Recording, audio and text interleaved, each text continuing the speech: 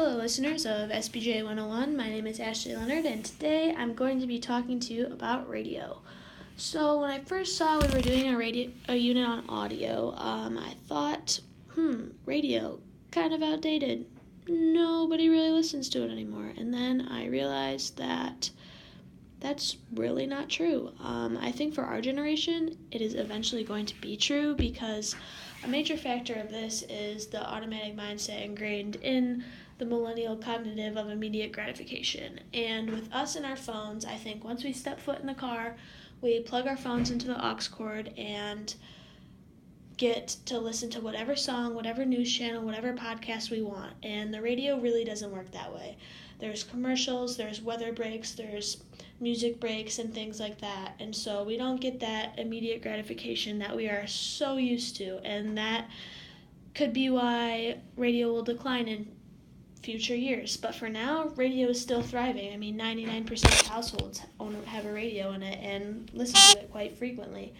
So when I was looking at my hometown of Detroit, I noticed that there are 26 radio stations that account for most of the reviews, and the top three were like classic rock, classic music, and news and talk channels, which were the most popular. And I realized that coming from Detroit, shouldn't hip-hop or jazz or music like that be pretty high up on the list? And it wasn't. And I think that's because our generation doesn't really listen to the radio anymore. But the generations before us, it's all they know. It's all they stream because they've grown up to it their whole life. And so that is accounting for a lot of the radio's profits right now, a lot of the radio's listeners. And I think eventually podcasts and streaming industries will outnumber radio stations in views because they're just becoming so much more popular, and it is really hard for the stations to keep up.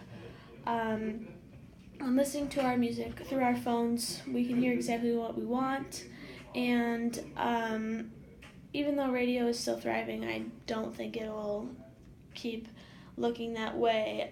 In Detroit, these top 26 stations, there is only 16 formats out of over 122 that serve the people of Metro Detroit, and I think that number is so minuscule. And the fact that you can go on the internet and stream any genre you want, any sports game, any newscast, just in the click of your fingertips without waiting through commercials or breaks and things like that is just such an advancement over these CBS Radio, iHeartRadio owners that they're eventually going to be outrun. And it's really unfortunate because radio is a great way to get information and